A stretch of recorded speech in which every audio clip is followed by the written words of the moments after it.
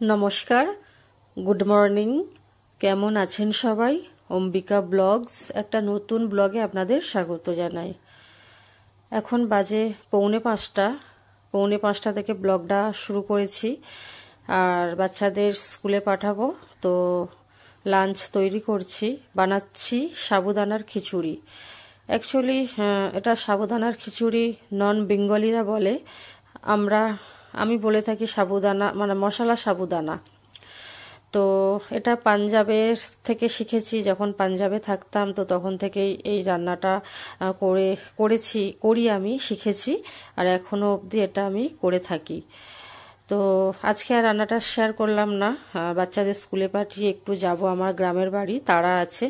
আমি আমার হাজবেন্ড দুজনেই যাব একটু দরকারি, বাড়ির ভেতরেই আমার দরকারি কাজ আছে। তো কিছু কাগজপত্র নেওয়ার আছে, নিয়ে আবার ব্যাক করব।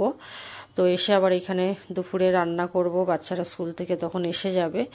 আর এই ব্যাপার,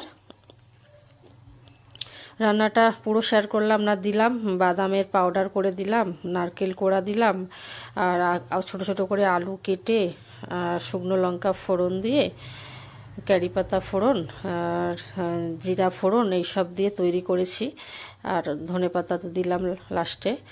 তো একদিন প্রথম থেকে আর গোটা গোটা বাদামও ভেজে দেওয়া হয়েছে। প্রচুর টেস্টি খাবার, আমার বাচ্চারা পছন্দ করে।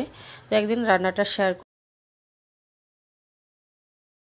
বাড়ি যাচ্ছি, রেডি হয়েছি। চলুন আপনাদেরকে দেখাবো আমার বাড়ি, আমার গ্রামের বাড়ি। বাই।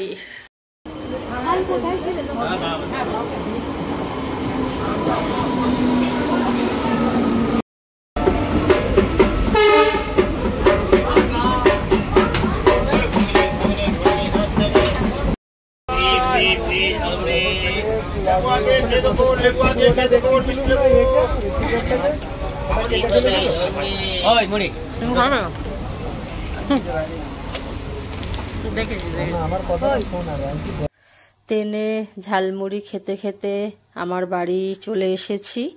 আর ঝালমুড়িটা আমার ফেভারেট। ট্রেনে যদি একদিন না খাই, না ওঠে ঝালমুড়ি, মন খারাপ হয়ে যায়। তো এই ব্যাপার, বাড়িতে এসে আগে শিব শম্ভু ভোলেনাথ মহাদেব দর্শন করলাম। মেয়েকে দর্শন করে মেয়েকে দর্শন করে বাড়িতে প্রবেশ করব। চারিদিকে হাজবেন্ড চাবি খুলছে, বলছে আগে চলো ছাদের থেকে ঘুরে আসি, আর ডাইনিং হলের লাইটগুলো অন্তত জ্বেলে দিই, পরে ঘর খুলতে বলছে। আর যেহেতু এক্ষুনি রিটার্ন করব, ব্যাক করব, ছাদের থেকে ঘুরে আসি। রান্নাঘরটাও খুলে দিলাম, দেখলাম সমস্তই টিপটাপ পরিষ্কার পরিচ্ছন্ন করে গেছি। তাই তো চলে এসেছি 3তলার ঘরে। তো এই ঘরটায় কথা চলছে যে কবে ফিট করব। আর আকাশ বাতাস দেখতে পাবো ঘরের ভেতর থেকেই, গাছপালা চারিদিকে। একদম টপে চলে এসেছি।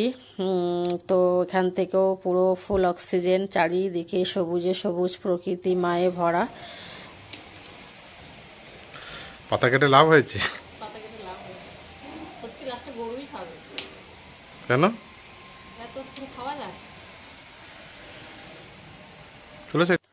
শিম তোলা হয়ে গেছে, 1 কেজি ওপরে শিম হয়েছে, এখনো অনেক শিম আছে।